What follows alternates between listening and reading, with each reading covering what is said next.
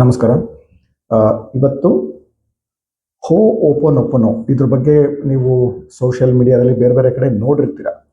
But ಇವತ್ತು ನಾನು ಏನು ನಿಮಗೆ ಇದ್ರ ಬಗ್ಗೆ ಹೇಳಕ್ಕೆ ಪ್ರಯತ್ನ ಮಾಡ್ತಿದ್ದೀನಿ ಅಥವಾ ಹೇಳ್ತೀನಿ, ಇದನ್ನು ನೀವು ಎಲ್ಲೂ ಕೇಳಕ್ಕೆ ಅಥವಾ ಕೇಳಿರೋಕ್ಕೆ ಸಾಧ್ಯನೇ ಇಲ್ಲ.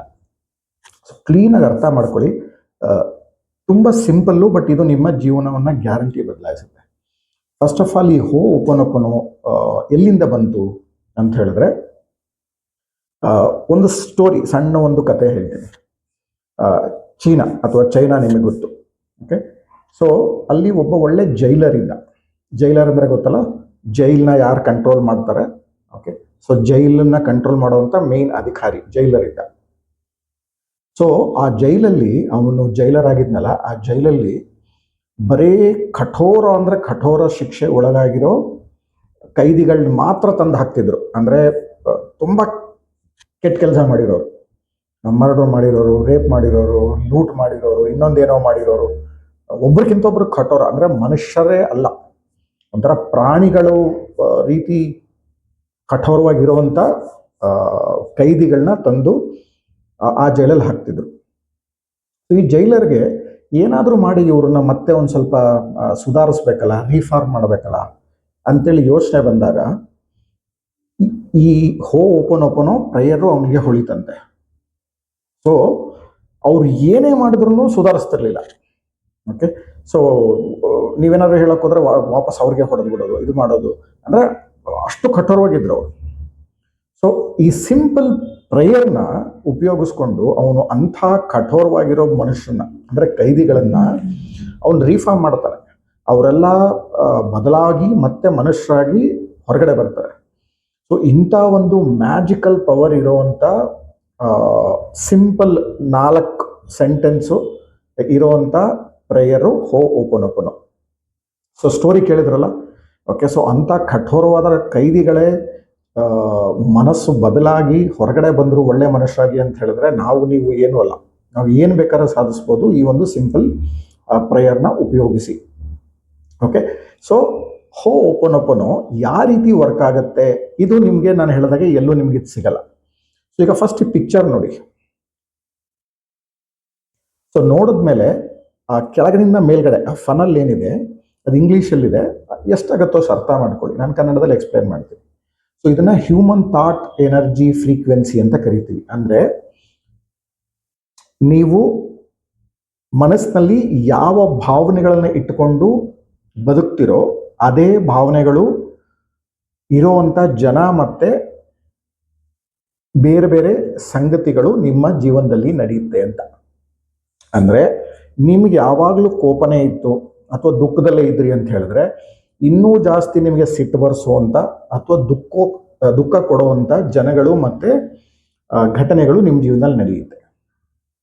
ನೀವು ಯಾವಾಗಲೂ ಸಂತೋಷವಾಗಿದ್ದರೆ ಆದಷ್ಟು ನಿಮಗೆ ಸಂತೋಷ ಉಂಟು ಮಾಡುವಂಥ ಘಟನೆಗಳು ಮತ್ತು ಜನಗಳು ಸಿಗ್ತಾರೆ. ನೀವೆಲ್ಲರಿಗೂ ಒಳ್ಳೇದು ಮಾಡ್ತಿದ್ರೆ ನಿಮ್ಗೆ ಒಳ್ಳೆ ಮಾಡುವಂಥ ಜನ ಸಿಗ್ತಾರೆ.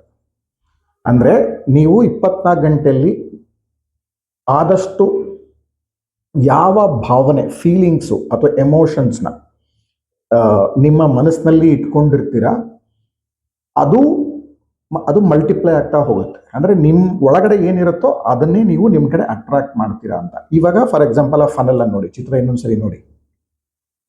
ಎಲ್ಲದಕ್ಕಿಂತ ಕೆಳಗಡೆ ತುಂಬ ಕಮ್ಮಿ ಫ್ರೀಕ್ವೆನ್ಸಿ ಇರೋದು ಯಾವುದು? ಶೇಮು, ಗಿಲ್ಟು, ಆಂಗರು, ಅಂದರೆ ಯಾವಾಗಲೂ ಸಿಟ್ಟು ಮಾಡ್ಕೊಳ್ಳೋದು ಅಥವಾ ಬೇರೆಯವ್ರ ಮೇಲೆ ಅಸೂಯೆ ತೋರಿಸೋದು, ಜಲಸಿ. ಇಲ್ಲ ಅಂತ ಹೇಳಿದ್ರೆ ಯಾವುದೋ ಒಂದು ತಪ್ಪು ಮಾಡಿರೋದನ್ನ ಅದ್ರ ಬಗ್ಗೆ ಯೋಚನೆ ಮಾಡಿ ಮಾಡಿ ಮಾಡಿ ಮಾಡಿ ಅದ್ರ ಬಗ್ಗೆ ದುಃಖ ಪಡೋದು. ಸೊ ಈ ರೀತಿ ಘಟನೆಗಳನ್ನು ನೀವು ಯಾವಾಗಲೂ ನೆನೆಸ್ಕೊಂಡು ಅದೇ ಒಂದು ಭಾವನೆಯಲ್ಲಿ, ಎಮೋಷನ್ಸಲ್ಲಿ, ಫೀಲಿಂಗ್ಸಲ್ಲಿ ಇದ್ದರೆ ನಿಮ್ಮ ಎನರ್ಜಿ ತುಂಬ ಕಮ್ಮಿ ಇರುತ್ತೆ, ಫ್ರೀಕ್ವೆನ್ಸಿ ತುಂಬ ಲೋ ಫ್ರೀಕ್ವೆನ್ಸಿ ಇರುತ್ತೆ. ಈಗ ಯೋಚನೆ ಮಾಡಿ, ನಾನು ಹೇಳಿದ ಕತೆ ಏನು ಹೇಳಿದ್ನಲ್ಲ, ಆ ಕಠೋರವಾದ ಕೈದಿಗಳು ಯಾವ ಎಮೋಷನ್ಸಲ್ಲಿ ಇರ್ಬೋದು? ತಪ್ಪು ಮಾಡಿ ಒಳಗಡೆ ಬಂದಿರ್ತಾರೆ, ಯಾವಾಗಲೂ ಸಿಟ್ಟು, ಜನಗಳು ಹೊರಗಡೆ ಅವರು ಒಪ್ಕೊಳ್ಳಿಲ್ಲ ಅಂತ ಹೇಳಿದ್ರು, ಮನಸ್ಸಿನಲ್ಲಿ ಏನಿರುತ್ತೆ? ಆ ತಪ್ಪು ಮಾಡಿದ ಭಾವನೆ, ಜೊತೆಗೆ ಪ್ರಪಂಚನ ದ್ವೇಷಿಸೋದು, ಬೇರೆಯವ್ರನ್ನ ದ್ವೇಷಿಸೋದು. ಸೊ ಇಂಥ ಒಂದು ತುಂಬ ಲೋ ಎನರ್ಜಿ, ಓಕೆ, ಫ್ರೀಕ್ವೆನ್ಸೀಸ್, ಅಂದರೆ ತುಂಬ ಒಂಥರ ಕೆಟ್ಟು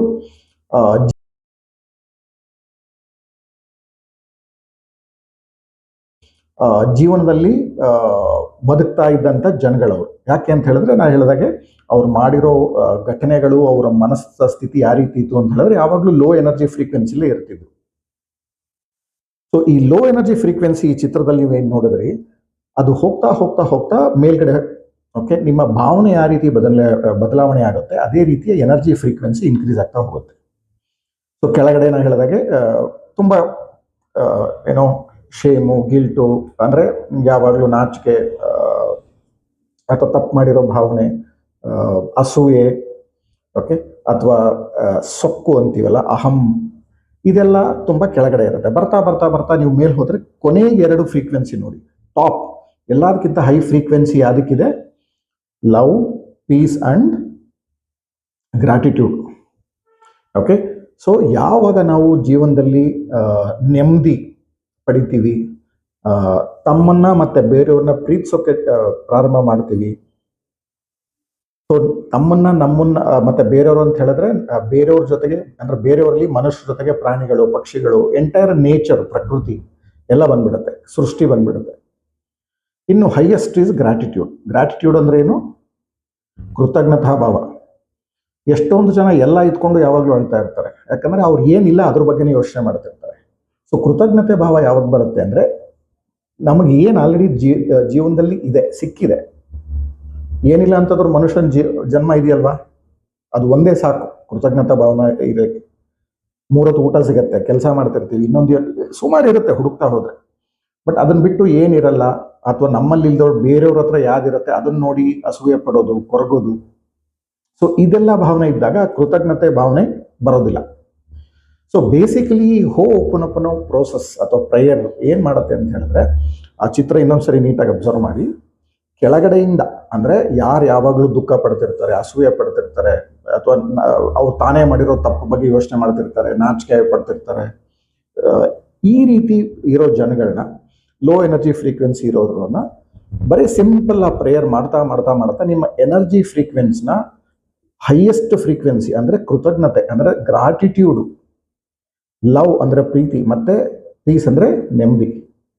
ಸೊ ಲೋಯೆಸ್ಟ್ ಫ್ರೀಕ್ವೆನ್ಸಿಯಿಂದ ಹೈಯೆಸ್ಟ್ ಫ್ರೀಕ್ವೆನ್ಸಿವರೆಗೂ ಕರ್ಕೊಂಡು ಹೋಗುವಂಥ ಒಂದು ಸಿಂಪಲ್ ಪ್ರೇಯರ್ ಇದು. ನಾನು ಹೇಳಿದಾಗ ಈ ಎಕ್ಸ್ಪ್ಲೇಷನ್ ನಿಮ್ಗೆಲ್ಲೂ ಸಿಕ್ಕಿರೋದಿಲ್ಲ, ಬೇರೆ ಬೇರೆ ಏನೇನೋ ಹೇಳಿರ್ತಾರೆ. ಸೊ ತುಂಬ ಸಿಂಪಲ್. ಒಂದು ಎಕ್ಸಾಂಪಲ್ ಕೊಡ್ತೀನಿ. ಎಕ್ಸಾಂಪಲ್, ಒಬ್ಬರು ನನಗೆ ಕ್ಲೈಂಟ್ ಇದ್ದಾರೆ, ಕಸ್ಟಮರ್ ಇದ್ದಾರೆ.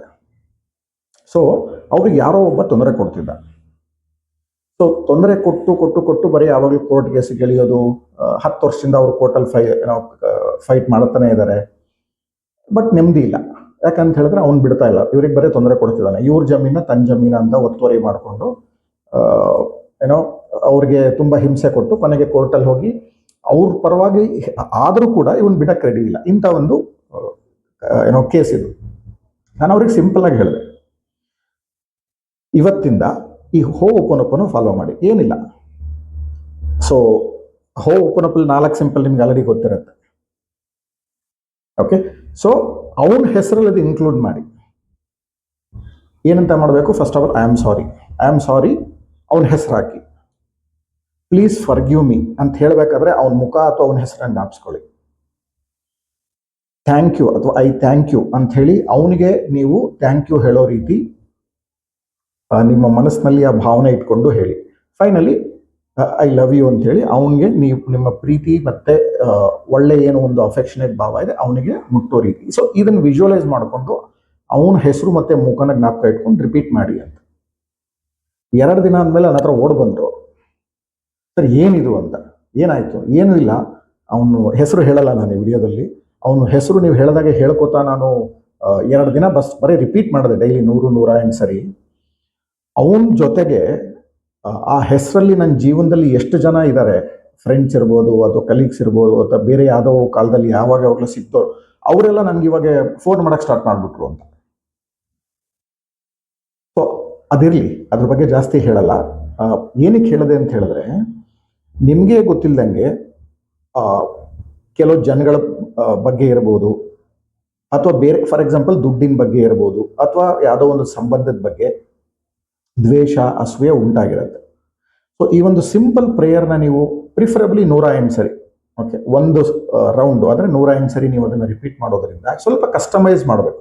ನಾನು ಹೇಳಿದಾಗೆ ನೀವು ಯಾವ ವ್ಯಕ್ತಿಗೆ ಹೇಳ್ತಿದ್ದೀರಾ ಆ ವ್ಯಕ್ತಿ ಮುಖ ಮತ್ತು ಅವನ ಒಂದು ಹೆಸರು ನಿಮಗೆ ಗೊತ್ತಿರಬೇಕು. ಆವಾಗ ಮಾತ್ರ ಅದು ಡೈರೆಕ್ಟಾಗಿ ಅವನಿಗೆ ರೀಚ್ ಆಗುತ್ತೆ. ಈ ರೀತಿ ಸ್ವಲ್ಪ ಕಸ್ಟಮೈಸ್ ಮಾಡಿಕೊಂಡು ನೀವು ಮಾಡೋದ್ರಿಂದ ಫಸ್ಟು ನಿಮ್ಮ ಕಡೆಯಿಂದ ಅವನಿಗೇನು ತೊಂದರೆ ಆಗಿರುತ್ತೆ ಅಂದರೆ ಇಲ್ಲಿ ನೀವು ರೆಸ್ಪಾನ್ಸಿಬಿಲಿಟಿ ತೆಗೆದು ಅರ್ಥ ಮಾಡ್ಕೊಳ್ಳಿ. When I say I am ಸಾರಿ, ನನ್ನ ಕಡೆಯಿಂದ ತಪ್ಪಾಗಿದೆ ಐ ಆಮ್ ಸಾರಿ ಅಂತ ಹೇಳಿದ್ರೆ ನೀವು ಜವಾಬ್ದಾರಿ ತಗೋತಿದ್ದೀರ, ಸೊ ರೆಸ್ಪಾನ್ಸಿಬಿಲಿಟಿ ತಗೋತಿದ್ದೀರಾ. ಸೊ ಫಸ್ಟ್ ಫ್ರೀಕ್ವೆನ್ಸಿ ಏನಾಯಿತು, ನಿಮ್ಮ ರೆಸ್ಪಾನ್ಸಿಬಿಲಿಟಿ. ನನ್ನ ರೆಸ್ಪಾನ್ಸಿಬಿಲಿಟಿ ಅಂತ ತಗೊಂಡಾಗ ಏನಾಯಿತು, ಫ್ರೀಕ್ವೆನ್ಸಿ ಮೇಲಕ್ಕೆ ಹೋಯ್ತು. ಇಷ್ಟು ದಿನ ಏನು ಮಾಡ್ತಿದ್ರಿ, ಅವನಿಂದ ತಪ್ಪು, ಅವನದು ಮೋಸ ಆಯಿತು, ಅವನು ಎಲ್ಲ ನನಗೆ ಮಾಡ್ದ ಅಂಥೇಳಿ ಅವನ ಬಗ್ಗೆ ನೀವು ಸಿಟ್ಟು ತೋರಿಸ್ತಿದ್ರಿ. ಹೋಪೋನೊಪ್ಪಲ್ಲಿ ಫಸ್ಟ್ ಏನು ಮಾಡ್ತೀವಿ ನಾವು, ಐ ಆಮ್ ಸಾರಿ, ತಪ್ಪು ಯಾರೇ ಮಾಡಿರಲಿ ಏನೇ ಆಗಿರಲಿ, ಬಟ್ ಇಲ್ಲಿ ಜವಾಬ್ದಾರಿ ನಾನು ತಗೋತಾ ಇದ್ದೀನಿ. ಸೊ ಹಂಗಂದ ತಕ್ಷಣ ಆಯಿತು ನಿಮ್ಮ ಫ್ರೀಕ್ವೆನ್ಸಿ ಮೇಲಕ್ಕೆ ಹೋಯ್ತು. ಎರಡನೇದು, ಪ್ಲೀಸ್ ಫರ್ಗಿವ್ ಮೀ, ನನ್ಗೆ ಕ್ಷಮಿಸ್ಬಿಡು ಅಂತ ಹೇಳಿದಾಗ ಏನಾಯಿತು, ಫ್ರೀಕ್ವೆನ್ಸಿ ಇನ್ನೂ ಮೇಲಕ್ಕೆ ಹೋಯ್ತು. ನೀವು ದೊಡ್ಡವರಾದ್ರಿ, ಅರ್ಥ ಮಾಡ್ಕೊಳ್ಳಿ. ಸೊ ಫಸ್ಟು ನೀವು ಜವಾಬ್ದಾರಿ ತಗೊಂಡ್ರಿ, ಓಕೆ, ನನ್ನ ಕಡೆಯಿಂದ ತಪ್ಪಾಗಿದೆ. ಎರಡನೇದು, ಹಾಗಾಗಿ ನನ್ಗೆ ಕ್ಷಮಿಸ್ಬಿಡು. ಮೂರನೇದು, ಐ ಥ್ಯಾಂಕ್ ಯು. ನಾನು ಹೇಳಿದಾಗೆ ಆ ಪಿಕ್ಚರಲ್ಲೂ ನಾನು ತೋರಿಸ್ತಿರೋ ಹಾಗೆ ಹೈಯೆಸ್ಟ್ ಎನರ್ಜಿ ಎಲ್ಲಿದೆ, ಗ್ರಾಟಿಟ್ಯೂಡಲ್ಲಿದೆ. So when you say thank you, straight ನೀವು ಕೆಳಗಡೆಯಿಂದ ನಿಮ್ಮ ಎನರ್ಜಿ ಫ್ರೀಕ್ವೆನ್ಸಿ ಮೇಲಕ್ಕೆ ಹೋಯ್ತು, ಸ್ಟ್ರೈಟ್ ಗ್ರಾಟಿಟ್ಯೂಡ್ ಟಚ್ ಆಯಿತು. And when you say I love you, you are in peace again. So ಕೆಳಗಡೆ ಯಾವ ಮನುಷ್ಯನ ನೀವು ದ್ವೇಷ ಮಾಡ್ತಿದ್ರಿ, ಆ ಎನರ್ಜಿ ಫ್ರೀಕ್ವೆನ್ಸಿ ಕೆಳಗಡೆ ಇತ್ತು ನಿಮ್ಮದು. ಆ ಮನುಷ್ಯನ ಜೊತೆಗೆ ಅಥವಾ ಮನುಷ್ಯನಿಗೆ ಸಂಬಂಧಪಟ್ಟ ಎನರ್ಜಿ ತುಂಬ ಕೆಳಗಡೆ ಇತ್ತು, ಯಾಕಂದರೆ ಸಿಟ್ಟು, ಅಸೂಯೆ ಇದೆಲ್ಲ ಇತ್ತು. ಮಾಡ್ತಾ ಮಾಡ್ತಾ ಮಾಡ್ತಾ ಎಲ್ಲೋಯ್ತದು, ಟಾಪ್ಗೆ ಹೋಯ್ತು. ಸೊ ಇದರಿಂದ ಏನಾಗುತ್ತೆ ಅಂತ ಹೇಳಿದ್ರೆ, ನೀವು ಆ ಮನುಷ್ಯನ ಮಾತಾಡ್ಸೋದು ಬೇಡ, ಅವ್ನು ಮೀಟ್ ಮಾಡೋದು ಬೇಡ, ನೀವು ಕುತ್ಕೊಂಡು ಇಲ್ಲಿ ಮಾಡೋದರಿಂದ ಅದು ಅವನಿಗೆ ಅಲ್ಲಿ ಮುಟ್ಟುತ್ತೆ. ನಿಮಗೆ ಗೊತ್ತಿಲ್ಲದಂಗೆ ಸ್ವಲ್ಪ ದಿನದಲ್ಲಿ ಅಥವಾ ಕೆಲವೇ ಗಂಟೆಗಳಲ್ಲಿ ಆ ಮನುಷ್ಯ ವಾಪಸ್ ಬಂದು ನಿಮಗೆ ನೀವೇನು ಅನ್ಕೊಂಡಿದ್ರೋ ಆ ರೀತಿ ಬಿಹೇವ್ ಮಾಡ್ತಾನೆ. ಈ ರೀತಿ ಮ್ಯಾಜಿಕ್ ನಡೆಯುತ್ತೆ. ಇನ್ನೊಂದು ಎಕ್ಸಾಂಪಲ್ ಕೊಡ್ತೇನೆ. ಮನುಷ್ಯನ ಬೇಡ, ಈಗ ಒಂದು ಯಾವುದಾದ್ರೂ ಬೇರೆ ಪದಾರ್ಥನ ಇಟ್ಕೊಳ್ಳೋಣ, ದುಡ್ಡು ಫಾರ್ ಎಕ್ಸಾಂಪಲ್. ನಮ್ಮ ಜೀವನದಲ್ಲಿ ಎಷ್ಟೊಂದು ಸರಿ ನಮಗೆ ಗೊತ್ತಿಲ್ಲದಂಗೆ ನಾ ಹೇಳಿದಾಗೆ ವ್ಯಕ್ತಿಗಳನ್ನ ಅಥವಾ ಬೇರೆ ಯಾವ್ದಾರನ್ನ ದ್ವೇಷ ಮಾಡ್ತಿರ್ತೀವಿ. ಈಗ ದುಡ್ಡು, ಸಣ್ಣವರಿದ್ದಾಗ ಯಾವುದೋ ಕಾರಣಕ್ಕೆ ನಮಗೆ ದುಡ್ಡು ಸಿಗಲಿಲ್ಲ, ಬೇಕಾದಾಗ ದುಡ್ಡು ಸಿಗಲಿಲ್ಲ, ಅಥವಾ ಯಾವುದೋ ಒಂದು ಪಿಕ್ಚರಲ್ಲಿ ಯಾರೋ ತೋರಿಸಿದ್ರು ಏನು ದುಡ್ಡು ಮಾಡಬೇಕು ಅಂತ ಹೇಳಿದ್ರೆ ಬರೀ ಕಳ್ಳರಾಗಿರ್ಬೇಕು, ದರೋಡೆಕೋರಾಗಿರ್ಬೇಕು ಅಂತೇಳಿ. ಹಾಗಾಗಿ ಏನಾಯಿತು, ದುಡ್ಡಿರೋ ಜನಗಳ ಬಗ್ಗೆ ಅಥವಾ ದುಡ್ಡಿನ ಬಗ್ಗೆನೇ ದ್ವೇಷ ಮಾಡೋಕ್ಕೆ ಸ್ಟಾರ್ಟ್ ಮಾಡಿದ್ವಿ. ಅದು ಬೆಳೀತಾ ಬೆಳೀತಾ ಬೆಳೀತಾ ನಮ್ಮ ತಲೆ ಒಳಗೆ ಹೆಮ್ಮರಾಗಿ ಬೆಳೆದಿರುತ್ತೆ. ಸೊ ದೊಡ್ಡವರಾಗ್ತೀವಿ, ಕೆಲಸಕ್ಕೆ ಹೋಗ್ತೀವಿ ಅಥವಾ ಬಿಸ್ನೆಸ್ ಮಾಡ್ತೀವಿ, ಎಲ್ಲ ಕಷ್ಟಪಟ್ಟರು ದುಡ್ಡೇ ಬರ್ತಿರಲ್ಲ. ಇದನ್ನು ನಾವು ಇಂಗ್ಲೀಷಲ್ಲಿ ಮನಿ ಬ್ಲಾಕೇಜ್ ಅಂತ ಕರಿತೀವಿ. ಸೊ ಈ ಮನಿ ಬ್ಲಾಕೇಜ್ ನಮಗೆ ಗೊತ್ತಿಲ್ಲದಂಗೆ ನಮ್ಮ ತಲೆ ಒಳಗಡೆ ಬೆಳೆದ್ಬಿಟ್ಟಿರುತ್ತೆ. ಎಲ್ಲ ಕಡೆ ಹೋಗ್ತೀವಿ, ಎಷ್ಟೋ ಜನ ಹತ್ರನೂ ಬರ್ತಾರೆ, ಎಲ್ಲ ಕಷ್ಟಪಡ್ತಿದ್ದೀನಿ, ಎಲ್ಲ ಇದೆ, ಬಟ್ ಕೈಯಲ್ಲಿ ದುಡ್ಡೇ ನಿಲ್ಲಲ್ಲ ಅಥವಾ ದುಡ್ಡು ಬರಲ್ಲ. ಯಾಕೆ ಅಂತ ಹೇಳಿದ್ರೆ ನಿಮ್ಮ ಎನರ್ಜಿ ಫ್ರೀಕ್ವೆನ್ಸಿ, ನಿಮ್ಮ ಸಂಬಂಧ ಏನಿದೆ ದುಡ್ಡಿನ ಬಗ್ಗೆ ಅದು ನೆಗೆಟಿವ್ ಆಗಿದೆ. ನಿಮಗೆ ಗೊತ್ತಿಲ್ಲದಂಗೆ ಸಣ್ಣವರಿದ್ದಾಗ ನೀವು ಅದನ್ನು ದ್ವೇಷ ಮಾಡೋಕ್ಕೆ ಸ್ಟಾರ್ಟ್ ಮಾಡಿದ್ರಿ. ಹಾಗಾಗಿ ಇವಾಗ ನೀವು ಎಷ್ಟು ಬೇಕು ಅಂತ ನಿಮ್ಮ ಹತ್ರ ಬರಲ್ಲ. ನಿಮಗೆ ಎನರ್ಜಿ ಬಗ್ಗೆ ಗೊತ್ತಿದ್ರೆ ನಾನು ಹೇಳೋದು ಅರ್ಥ ಆಗುತ್ತೆ. ಮನುಷ್ಯನೇ ಆಗಿರಬೇಕು ಅಂತಿಲ್ಲ, ನಾನ್ ಲಿವಿಂಗ್ ಪದಾರ್ಥಗಳು ಕೂಡ, ಅಂದರೆ ದುಡ್ಡು ನಾನ್ ಲಿವಿಂಗು. ಸೊ ಬಟ್ ನಿಮಗೆ ದುಡ್ಡಿನ ಬಗ್ಗೆ ನಿಮ್ಮ ಮನಸ್ಸಿನಲ್ಲಿ ನೆಗೆಟಿವ್ ಫೀಲಿಂಗ್ ಇರೋದ್ರಿಂದ ಅದು ಬ್ಲಾಕೇಜ್ ಆಗಿರುತ್ತೆ, ನಿಮ್ಮ ಹತ್ರ ಬರ್ತಿರಲ್ಲ ಅಥವಾ ತುಂಬ ಕಷ್ಟಪಟ್ಟು ಬರುತ್ತೆ. ಸೊ ಪುನಃ ಯೂಸ್ ಮಾಡ್ಕೋಬೇಕು. ಇಲ್ಲಿ ಏನು ಮಾಡ್ತೀವ್ರಿ, ಆ ಮನುಷ್ಯನ್ ಇಲ್ಲ ಅಲ್ವಾ, ಹಾಗೆ ದುಡ್ಡಿದೆ, ಹಾಗಾಗಿ ಏನು ಮಾಡಬೇಕು, ಕಸ್ಟಮೈಸ್ ಮಾಡಿ. ಯಾವ ರೀತಿ ಕಸ್ಟಮೈಸ್ ಮಾಡ್ತೀರಾ? ಸೊ ಮನುಷ್ಯನ ಮುಖ ಮತ್ತೆ ಹೆಸರನ್ನ ದುಡ್ಡಿಂದ ರಿಪ್ಲೇಸ್ ಮಾಡಿ. ಯಾವ ರೀತಿ? ತುಂಬ ಸಿಂಪಲ್.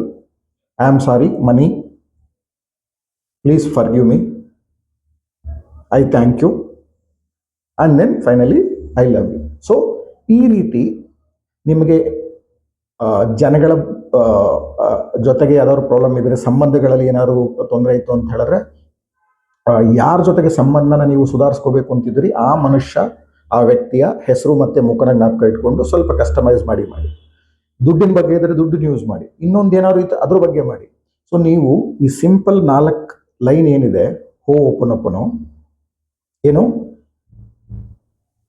ಫಸ್ಟ್ ಒನ್ನು ತುಂಬ ಸಿಂಪಲ್, ರೆಸ್ಪಾನ್ಸಿಬಿಲಿಟಿ ತಗೋತಿದ್ದೀರಾ. ಏನಂತ ರೆಸ್ಪಾನ್ಸಿಬಿಲಿಟಿ ತಗೋತೀರಾ? ನಾನ್ ರೆಸ್ಪಾನ್ಸಿಬಲ್ಲು. ಸೊ ಎನರ್ಜಿ ಫ್ರೀಕ್ವೆನ್ಸಿ ಮೇಲಕ್ಕೆ ಹೋಯ್ತು. ಓಕೆ. ಸೊ ಎರಡನೇದು, ನಾನು ಕ್ಷಮಿಸು ಅಂತ ಕೇಳ್ಕೊಡ್ತೀರಾ, ಫರ್ಗ್ಯೂನೆಸ್ ಕೇಳ್ತೀರಾ, ಎನರ್ಜಿ ಫ್ರೀಕ್ವೆನ್ಸಿ ಇನ್ನೂ ಮೇಲಕ್ಕೆ ಹೋಯ್ತು. ಸೊ ಫೈನಲಿ ಥ್ಯಾಂಕ್ ಯು ಅಂತ ಐ ಲವ್ ಯು ಹೇಳಿದಾಗ ನಿಮ್ಮ energy frequency will hit the top. So ಈ ರೀತಿ ನಿಮ್ಮ ಓನ್ ಎನರ್ಜಿ ಫ್ರೀಕ್ವೆನ್ಸಿನ ಕೆಳಗಡೆಯಿಂದ ಮೇಲ್ಗಡೆ ತಗೊಂಡೋಗಿ ನಿಮ್ಮ ಜೀವನವನ್ನು ಸುಧಾರಿಸುವಂತ ಒಂದು ಸಿಂಪಲ್ ಪ್ರೇಯರು ಹೋಗೋದು. ತುಂಬಾ ಸಿಂಪಲ್ ಅನ್ಸುತ್ತೆ, ತುಂಬಾ ಈಸಿ ಅನ್ಸುತ್ತೆ. ಹಾಗಾಗಿ ಎಷ್ಟೊಂದು ಜನ ಇದರಿಂದ ರಿಸಲ್ಟ್ ಬರುತ್ತೋ ಇಲ್ಲೋ ಅಂತೇಳಿ ಅದನ್ನ ಡೌಟು ಪಡ್ತಾರೆ. ಬಟ್ ವಿತ್ ಪರ್ಸನಲ್ ಎಕ್ಸ್ಪೀರಿಯನ್ಸ್ ಹೇಳ್ತಾ ಇದ್ದೀನಿ, ಇದೊಂದು ಚಮತ್ಕಾರಿ ಮಂತ್ರ. ಓಕೆ, ಸೊ ಪ್ರಿಫರಬ್ಲಿ 108 ಸರಿ ಮಾಡಿ.